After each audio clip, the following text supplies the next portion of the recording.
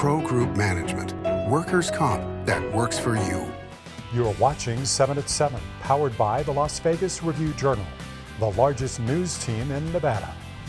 Credit check. We take a look at a disturbing trend when it comes to the credit score of those living in Clark County.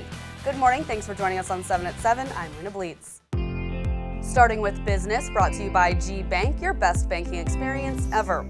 The number of Clark County residents with bad credit is on the rise, according to the latest data. Around 30% of Clark County residents have a subprime credit score of 660 or less, according to the Federal Reserve Bank of St. Louis, which tracks the data via Equifax. Clark County now has the highest number of county residents with a bad credit rating since the first quarter of 2022, when 31.6% of residents had a subprime score.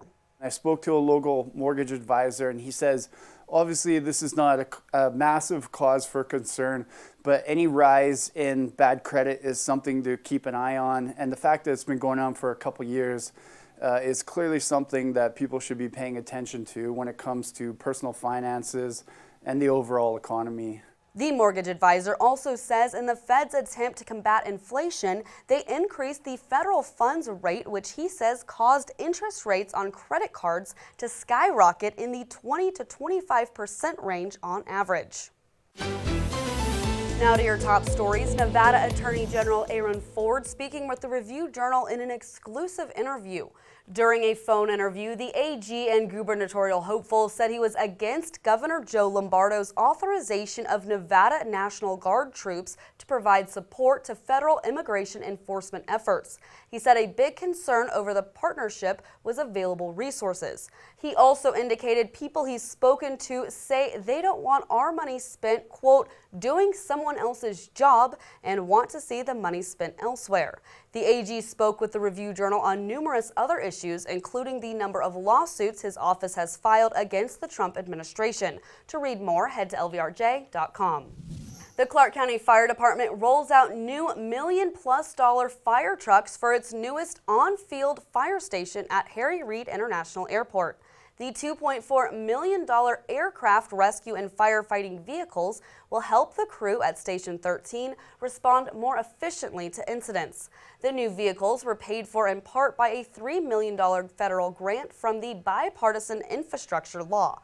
One of the new features includes pump and roll capabilities, allowing firefighters to maneuver around an aircraft. Senator Jackie Rosen says the trucks are an investment in the airport and the public safety.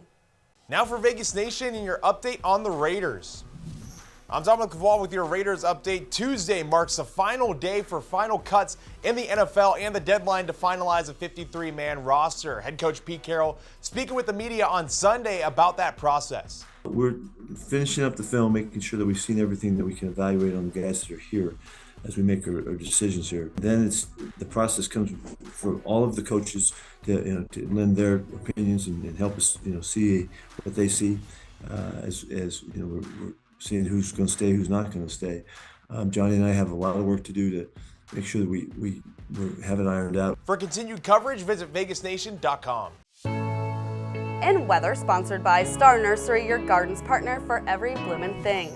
Something we don't get to say often in the Valley, keep the umbrella handy this week.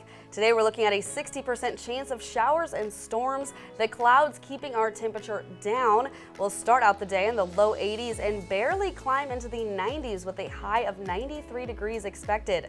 Tonight we'll be in the upper 70s and it's much the same for the next 3 days, all with a chance of storms. Highs will be in the mid to upper 90s, and any storms could bring lightning, hail, strong wind gusts, and heavy rain.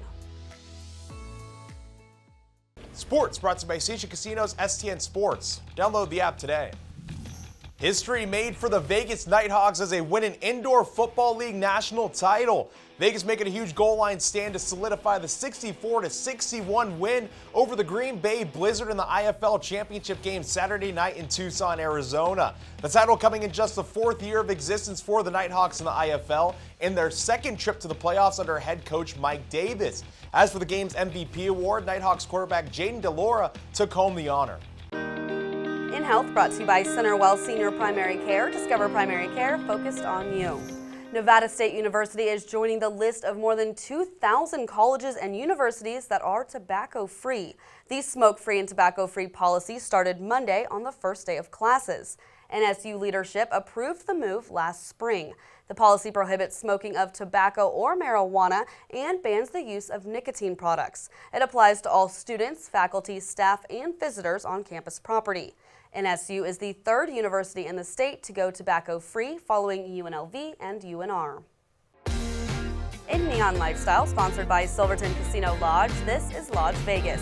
3 restaurants are closing their doors at Palms Casino Resort.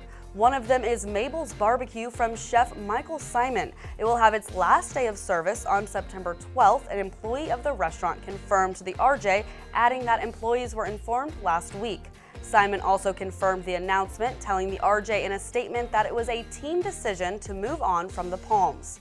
Simon opened Mabel's at the Palms in late 2018, during which he said he was a big fan of Vegas. The Palms confirmed in a statement to the RJ that Vetri Cucina and Laguna Pool House are also closing. Laguna Pool House and Rojo Lounge will have its last day of service on October 12th, according to the statement. Vetri Cucina, which opened in 2018 from chefs Luke Palladino and Mark Vetri, does not have a set closing date as of now.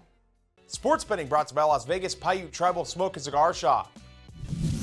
The race to make the 12-team college football playoff is wide open as we approach week 1 of the season based on the odds of the Westgate Superbook. The reigning champion Ohio State Buckeyes are listed at -400 along with Penn State and Texas. They're followed by Georgia at -275, Oregon at -240, and Clemson at -220. Alabama is at -185 with Notre Dame at -180, LSU at +135, and Boise State out of the Mountain West at +195. In Neon Entertainment, sponsored by Arizona Charlie's, has live entertainment every weekend at both locations. Go to ArizonaCharlies.com to see who's playing.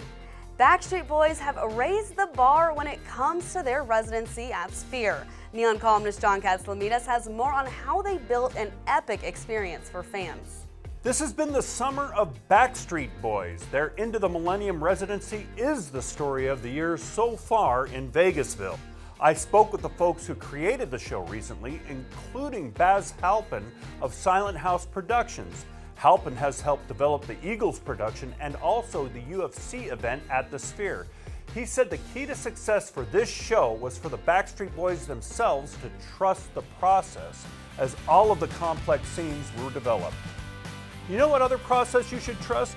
Go Guide, the free entertainment calendar at neon.lbrj.com. Check us out for more than 1,000 shows and events. Like Las Vegas, it's open 24/7. Thanks for watching 7 at 7. Hit that subscribe button to get alerts when we post our breaking news and our 7 at 7 newscast. You can also watch us on other platforms like Apple TV and Roku. We'll see you here tonight for more 7 at 7. Review Journal Studios, sponsored by Knock the Injury Law.